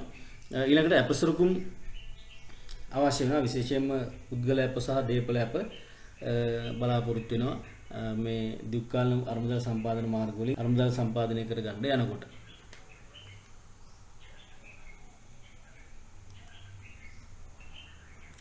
ඊළඟට අපි බලමු මූල්‍ය අවශ්‍යතා සපුරා ගන්න යනකොට සැලකිල්ලක් දක්වන්න ඕන කාරණා මොනවද කියලා. සැලකිල්ලක් දක්වන්න ඕන කාරණා එකක් තමයි අවශ්‍ය අරමුදල් ප්‍රමාණය. දැන් එතනදී අපි සලකා බලන්න ඕනේ මේ කොච්චර අරමුදල් ප්‍රමාණයක් කොච්චර කාලයකට අවශ්‍ය වෙනවද කියන එක. එතකොට අරමුදල් අවශ්‍ය වෙන කාලය ගැනත් එතනදී සැලකිලිමත් වෙනවා. දැන් අපි මේක උදාහරණයක් කතා කරලා සාමාන්‍යයෙන් සිල්ලර කුඩා පරිමාණයේ සිල්ලර බඩු කඩයක් පවත්වන යන්න අවශ්‍ය අරමුදල් ප්‍රමාණය කුඩා ප්‍රමාණයක් තියෙනවා. සුපිරි වෙළඳ සැලක් ගත්තොත් එහි එය පවත්වාන යන්න අවශ්‍ය වෙන මූල්‍ය ප්‍රමාණය වැඩි. ඊටත් වැඩි වාහන සේල්ලක් වගේ මහ පරිමාණ ව්‍යාපාරයක් පවත්වාන යන්න අවශ්‍ය අරමුදල් ප්‍රමාණය වැඩි. ඒ නිසා මේ අපි සැලකිල්ලක් දක්වන්න ඕන කාරණාවක් තමයි මූල්‍ය අවස්ථා සපුරා ගැනීමේදී කොච්චර මුදලක් අවශ්‍යද, ඒ අවශ්‍ය වෙන්නේ කොච්චර කාලයකටද, දීර්ඝකාලීන අවශ්‍යතාවයක්ද කෙටි කාලීන අවශ්‍යතාවයක්ද. කෙටි කාලීන අවශ්‍යතාවය වෙනුවෙන් අපිට අරමුදල් සම්පාදන මාර්ගයක් තෝරගන්නකොට ඒ කෙටි කාලීන මාර්ග වලින් අරමුදල් සම්පාදනය කරගන්න පුළුවන්. දීර්ඝකාලීන ව්‍යාපෘතියක් නම් දීර්ඝකාලීන අරමුදල් සම්පාදන මාර්ග වලින් අරමුදල් සම්පාදනය කරගන්න පුළුවන්. එතකොට අරමුදල් සම්පාදන මාර්ගයක් තෝරා ගැනීමේදී සැලකිලිමත් වෙන දෙවෙනි කාරණය තමයි අරමුදල් අවශ්‍ය වන කාලය. ඊට පස්සේ කොච්චර පිරිවැයක් යනවද? විශේෂයෙන්ම මේ පිරිවැය අපිට කොටස් දෙකකට බෙදන්න පුළුවන්. ලබා ගැනීමේ පිරිවැය සහ නඩත්තු කිරීම. නැත්නම් මේ අරමුදල් සම්පාදන මාර්ග පවත්වාගෙන යාමේ පිරිවැය. විශේෂයෙන්ම අරමුදල් සපයා ගැනීමේදී සමහර අරමුදල් සම්පාදන මාර්ග වලදී ව්‍යාපෘති වාර්තා සකස් කිරීමේ ගාස්තු යනවා. ඊළඟට වත්කම් සොරකුම්, ඒ කියන්නේ අප කරුවන් පුද්ගලයෝ හා දේපල අපතැබීමට යන වියදම්, ඒ දේපල වල නිරවුල්තාවය ඔප්පු කරන්න සමහර විට නීතිඥ ගාස්තු, තක්සේරු ගාස්තු, මෙනුම් කටයුතු සඳහා ගාස්තු ඒ වගේ යන්න පුළුවන්. ඒ වගේ මේ අරමුදල් සපයා ගන්න යම් පිරිවැයක් දරන්න වෙනවා. කොටස් නිකුත් කරනකොටත් ඒ කොටස් නිකුත් කිරීමේ ක්‍රියාවලියට යම් පිරිවැයක් දරන්න වෙනවා. එතකොට ඒ තමයි අරමුදල් සපයා ගැනීමේ කොච්චර පිරිවැයක් යනවද. මොකද පිරිවැය වැඩියෙන් ගියොත් එහෙම අපි මූල්‍යන කටයුතු සඳහා වැඩි පිරිවැයක් යනවා. ඒ තුළ අපි ආයෝජනයෙන් ලබන ආදායම ප්‍රතිලාභය ඉතින් පිරිවැය වැඩි වීම නිසා අඩු වෙන්න පුළුවන්. ඊළඟට අපි සැලකිල්ලක් දක්වන කාරණයක් තමයි මේ ගත්තු අරමුදල් සම්පාදන මාර්ගය නඩත්තු කරන්න පවත්වාන යන්න කොච්චර පිරිවැයක් දරන්න ඕනද? සමහර විට බැංකු ණය කරගත්තොත් එහෙම පොලි ගෙවන්න ඕන. කොටස් නිකුත් කරොත් ලාභාංශ ගෙවන්න ඕන. ඒක නිසා ඒ වගේ ඒක පවත්වාන යන කොච්චර පිරිවැයක් දරන්න වෙනවද කියන එක ගැන සැලකිලිමක් දක්වන්න ඕන කාරණා වලදී. ඒ වගේම මේ කල්බදු උකස් කරවා ගේවා ලබා ගන්න යම් පිරිවැයක් දරන්න වෙනවා. ඊළඟට ව්‍යාපාර සංවිධානයේ ස්වභාවය.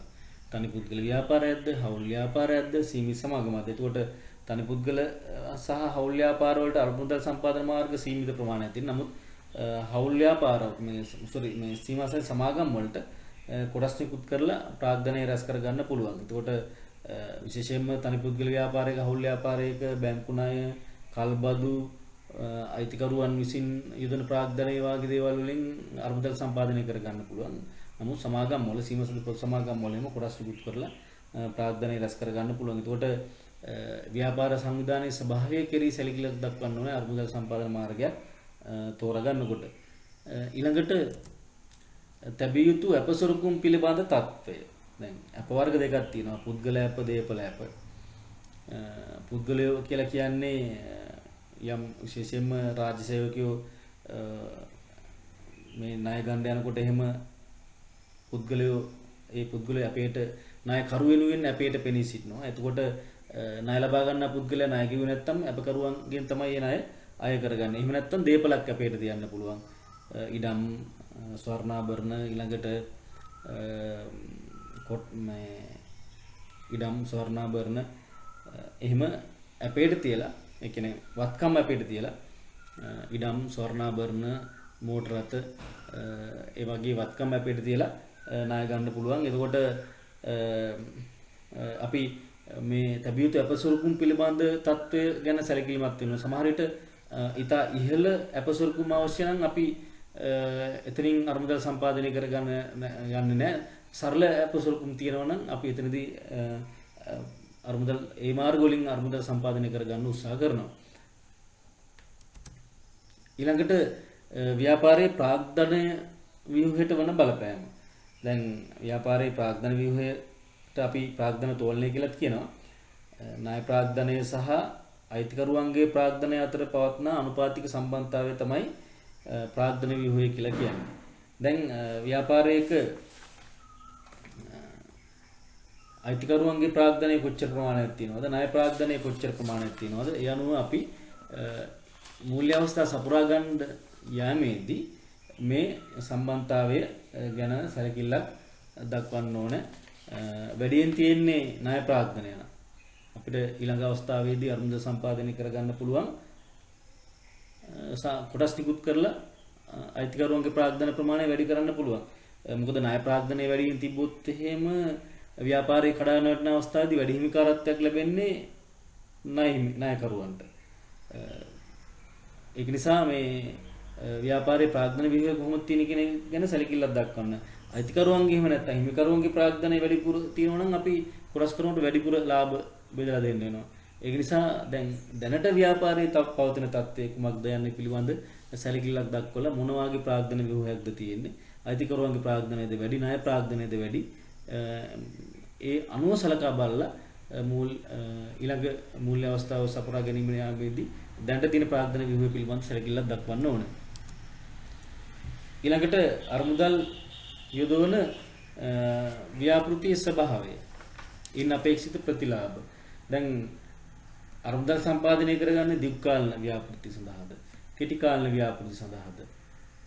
ඒ අනුව තමයි අපි අරමුදල් සම්පාදන මාර්ගය තෝරාගන්නේ. ඒ වගේම ඒ ව්‍යාපෘතියෙන් ලැබෙන ප්‍රතිලාභ ගැන සැලකිල්ලක් දක්වන්න ඕනේ අරමුදල් සම්පාදන මාර්ගය තෝරාගන්නකොට. ඒ වගේම ව්‍යාපාරයේ කළමනාකරණයට සිදුවන බලපෑම මේක විශේෂ දෙයක්. දැන් සාමාන්‍යයෙන් ව්‍යාපාරය දැනට පවතින ප්‍රාග්ධන ව්‍යුහයත් ව්‍යාපාරයේ කළමනාකරණයට හා පරිපාලන සිදුවන බලපෑම පිළිබඳව සැලකිල්ලක් දක්වන්න ඕනේ. එතකොට ප්‍රාග්ධන ව්‍යුහය අනුව අපි දන්නවා අයිතිකරුවන්ගේ ප්‍රාග්ධනය වැඩි නම් ඒ කොටස්කරුවන්ට පුළුවන් ව්‍යාපාරයේ කළමනාකරණයට පරිපාලනයට සම්බන්ධ වෙනවා. ඒ කියන්නේ සමාගමක නම් අධ්‍යක්ෂ මණ්ඩලයට පත් වෙන්න පුළුවන්. මොකද එක කොටසකට එක ඡන්ද බලයක් හිමි වෙනවා. ඒ කොටසක් ගත්තාම ඒ මහසභා රැස්වීම වලට සහභාගී වෙලා අදහස් ප්‍රකාශ කරන්න ඊළඟට මේ අධ්‍යක්ෂ මණ්ඩලයට පත් වෙන්න ඡන්දය ඉල්ලන්න ඒ වගේ හැකියාවක් ලැබෙනවා. එතකොට කොටස් කරුවන්ට පාලන බලතල හිමි වෙනවා.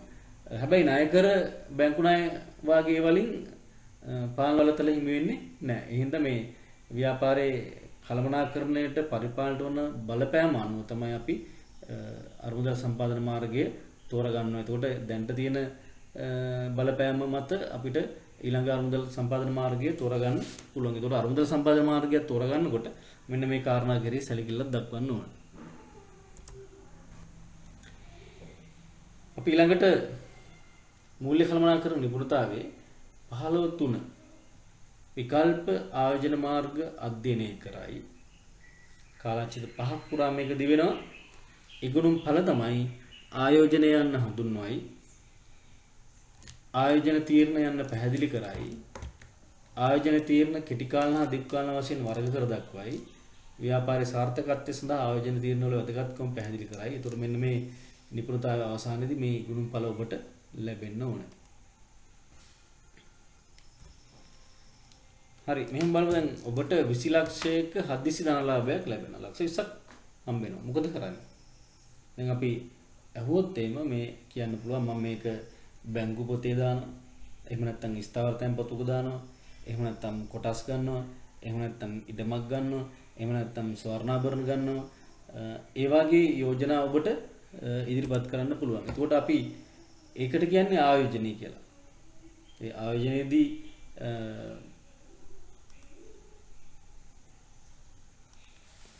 කොටස් ගන්න පුළුවන්. ඊළඟට බෝනස් කියලා කියන්නේ භාණ්ඩාගාර පිළිපත් භාණ්ඩාගාර බැඳුම් කර මිලට ගන්න පුළුවන්. ඊළඟට විවිධ කලාකෘති මිලට ගන්න ඒවල මුදල් යොදවන්න පුළුවන්. ඊට පස්සේ විවිධ එකතු කිරීම දුර්ලභ කාසි රන් භාණ්ඩ ඒ වගේ දේවල් එකතු කිරීම කරන්න පුළුවන්. ඊළඟට පෞරාණික බඩු ගන්න පුළුවන්. ඊළඟට වටිනා ලෝහවල ආයෝජනය කරන්න පුළුවන්. ඊළඟට විවිධ අරමුදල් වල ආයෝජනය කරන්න පුළුවන්. ඊළඟට ඉඩම් ගොඩනැගිලි ඒ වගේ දේවල් මිලට ගන්න පුළුවන්. ඒ වගේ ඔබට ලැබෙන මුදල් අපි අර විවිධ ක්‍රම වලට සම්පාදනය කරගත්තු අරමුදල් ප්‍රතිලාභ ලැබෙන මාර්ගවල යෙදවීම. අපි 10% පොලියට බැංකු ණයක් ගන්නවා. බැංකු ණය අරගෙන අපි ඒක 15% පොලියට ස්ථාවර තැන්පතුක දානවා. අන්න සම්පාදනය කර ගැනීම ඒ කියන්නේ මූල්‍යය සහ ආයෝජනය. එතකොට 10% පොලියට අරගෙන 15% පොලියක් ලැබෙන පරිදි අපි යොදවනවා. එතකොට 5%ක ප්‍රතිලාභයක් තියෙනවා. ඒක තමයි අපි ප්‍රාග්ධන ඒ කියන්නේ අයිතිකරුවන්ගේ ධනය වැඩි වුණා කියන්නේ. ඒ කියන්නේ අපි ආයෝජනය කරාම අපිට ප්‍රතිලාභ ලැබෙන්න ඕනේ. ආයෝජනය කියලා කියන්නේ ව්‍යාපාරයක් සතු අරමුදල් ව්‍යාපාරය තුල හෝ පිටිත වත්කම් වල හෝ යෙදවීම ආයෝජනය වෙනවා. ඒ සඳහා ගන්න තීරණ ආයෝජන තීරණ කියලා අපි හඳුන්වනවා. ව්‍යාපාරිකයෙක් පුද්ගලයෙක් තමා සතු අරමුදල් ප්‍රතිලාභ ලැබෙන මාර්ගවල යෙදවීම ආයෝජනය කියලා කියනවා. ආයෝජන තීරණ මාර්ග දෙකක් තියෙනවා. කෙටි කාල ආයෝජන තීරණ සහ දීර්ඝ කාල ආයෝජන තීරණ. දැන් කෙටි කාල ආයෝජන තීරණ කියලා කියන්නේ අපි සම්පාදනය කරගත්තු අරමුදල් ජංගම වත්කම් වල යෙදවීම. එහෙම නැත්නම් අපි කෙටි කාල ආයෝජන තීරණ කියලා කියනවා. එහෙම නැත්නම් කාරක ප්‍රාග්ධන තීරණ කියලා කියනවා. උදාහරණ තමයි මුදල් ලාච්චු කොච්චර සල්ලි ප්‍රමාණයක් තියාගන්නවද? ණයගැතිය කොච්චර ප්‍රමාණයක් තියෙනවද? භාණ්ඩ තොගය කොච්චරද කෙටි කාලීන ආයෝජන සුරුකුම්පත් විශේෂයෙන් භාණ්ඩාගාර බිල්පත් එහි අපිට මුදල් ආයෝජනය කරන්න පුළුවන්. ඒ සඳහා ගන්න තීරණ කාර්ය ප්‍රාග්ධන තීරණ කියලා කියනවා. ඊළඟට ව්‍යාපාරය ස්ථාපනය කිරීම, ව්‍යාපාරය නවීකරණය කිරීම හා පුළුල් කිරීම, ව්‍යාපාරය විවිධාංගීකරණය කිරීම, ස්ථාවරත්කම් වල යෙදවීම, ඊළඟට භාණ්ඩාගාර බැඳුම් කරවැනි දීර්ඝකාලීන සුරුකුම්පත් මිලට ගැනීම, පරිශන හා සංවර්ධන කටයුතු. පරිශන හා සංවර්ධනයත් කියන්නේ ආයෝජනයක්. ඒ තුලින් විවිධ නව්‍යතා හඳුන්වා දීම තුලින් ව්‍යාපාරයේ ප්‍රතිලාභ වැඩි වෙන්න පුළුවන්. ඒක නිසා අපි ආයෝජන තීරණ වර්ග දෙක දීර්ඝකාලීන ආයෝජන තීරණ සහ කෙටි කාලීන ආයෝජන තීරණ එහෙම නැත්නම් කාර්යක ප්‍රාග්ධන තීරණ සහ ප්‍රාග්ධන ආයෝජන තීරණ කියලා පුරස් දෙකකට වර්ග පුළුවන්. ව්‍යාපාරයේ සාර්ථකත්වය සඳහා ආයෝජන තීරණ වැදගත් වෙනවා. ඒ කියන්නේ ආයෝජනය කිරීමේදී නිවැරදි තීරණ ගැනීම ව්‍යාපාරයේ සාර්ථකත්වයට මඟ පෙන්වීමක් කරනවා. නිවැරදි ආයෝජන තීරණ නිසා ව්‍යාපාරයේ සම්පත් වලින් උපරිම ප්‍රයෝජන ගන්න පුළුවන් වෙනවා. විකල්ප ආයෝජන අවස්ථා හඳුනා ගන්න පුළුවන් වෙනවා. වැඩි ප්‍රතිලාභ සහිත ආයෝජන මාර්ග තෝරා ගැනීමට පුළුවන් වෙනවා. ඒ නිසා ආයෝජන තීරණයක් ගැනීමේදී ආයෝජන තීරණයක් කියලා කියන්නේ ආයතනයක් අරමුදල් ජංගම හා ස්ථාවරවත්කම් වල යෙදවීමේදී ආයෝජනය කිරීමේදී සලකා බලන්න කාරණා කීපයක් අපි සලකා බලමු. පළවෙනි එක තමයි ආයෝජනයේ ප්‍රතිලාභය. මේ ප්‍රතිලාභයයි අවදානමයි එකට යන එකක්. අවදානම වැඩි නම් ලාභයත් වැඩි. අවදානම අඩු නම් ලාභයත් වැඩි. එහෙනම් අපි ප්‍රතිලාභය සහ අවදානම කෙරෙහි අවධානය යොමු කරන්න ඕන ආයෝජන මාර්ගයක් තෝරා ගන්නකොට. දැන් අපි දන්නවා බැංකුවේ මුදල් තැන්පත් කිරීම, භාණ්ඩාගාර බිල්පත් මිලට ගැනීම අවදානම අඩු ආයෝජන මාර්ගයක්. නමුත් ප්‍රතිලාභය අඩුයි. කොටස් මිලට ගැනීම අවදානම වැඩි, ප්‍රතිලාභයත් වැඩි. එහෙනම් මේ අවදානම සහ ප්‍රතිලාභය අතර අනුලෝම සම්බන්ධතාවයක් තියෙනවා.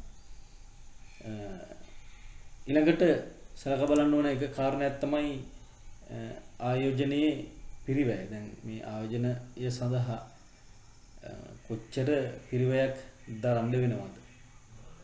ඒක නිසා ආයෝජන මාර්ගයක් තෝරා ගන්නකොට ඒ සඳහා වැය වෙන පිරිවැය කෙරෙහි අවධානය යොමු කරන්න. අපි හිතමු ව්‍යාපාරයේ විවිධාංගීකරණය පිළිබඳ තීරණයක් ගත්තොත් එහෙම ඒ සඳහා යන පිරිවැය ඊළඟට ස්ථාවරවත්කම් වල යොදවන්න, එහෙම නැත්නම් ජංගම වත්කම් වල යොදවන්න තීරණයක් ගත්තොත් එහෙම ඒ සඳහා යන පිරිවැය. දුක්ඛාන සුරුකුම්පත් අපි මිලට ගත්තොත් එහෙම ඒ සඳහා යන පිරිවැය. දැන් අපි පිරිවැයක් දරලා තමයි ඒවා මිලට ගැනීම සිද්ධ වෙන්නේ. කල්පිරුවම් වශයෙන් තමයි ප්‍රතිලාභය ලැබෙන්නේ.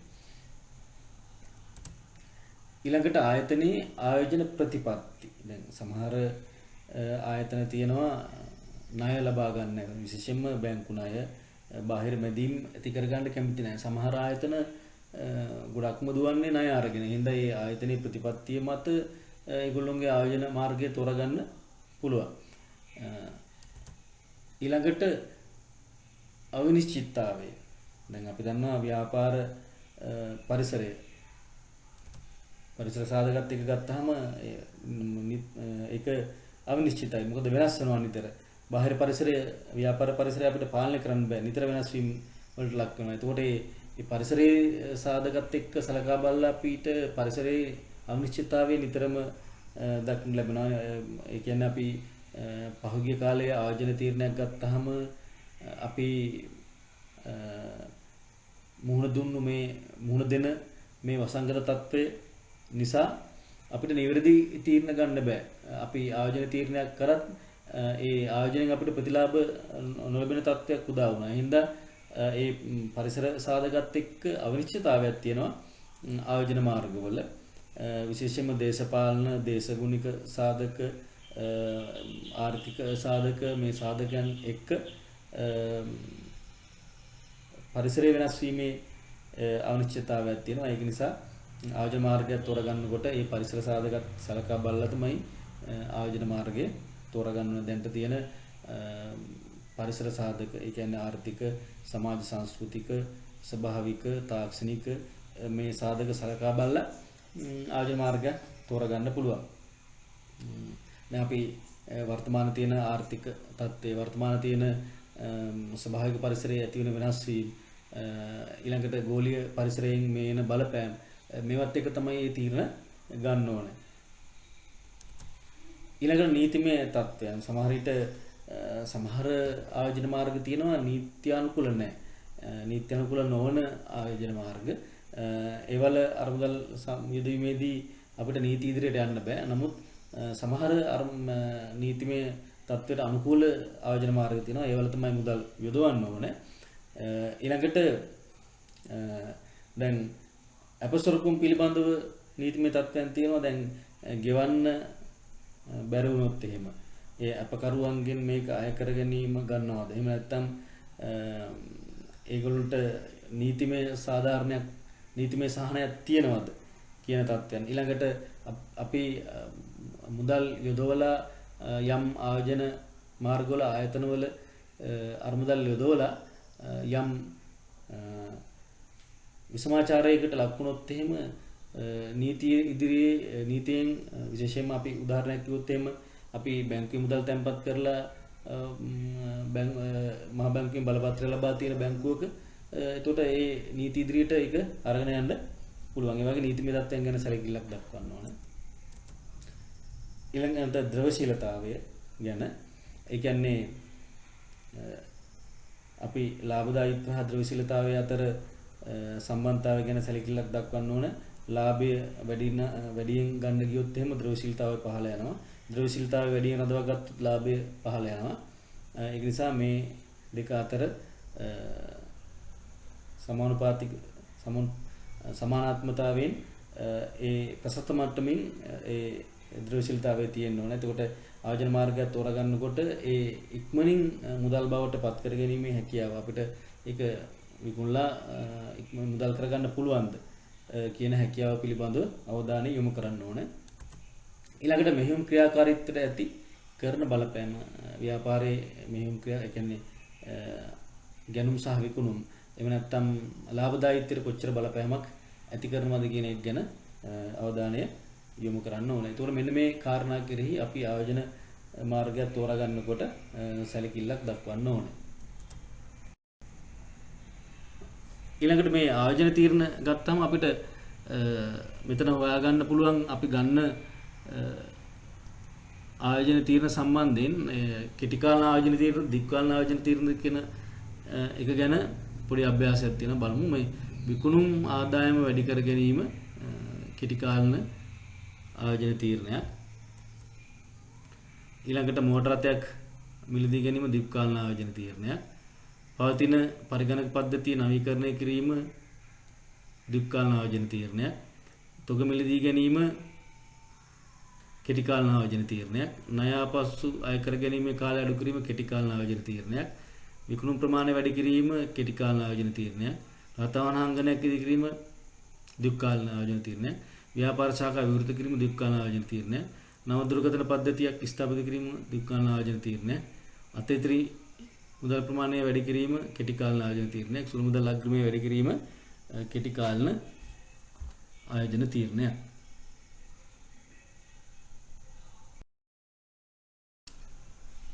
නිපුණතා මට්ටම් 3 සහ 4 මෙම වීඩියෝ තුලින් ආවරණය කරා.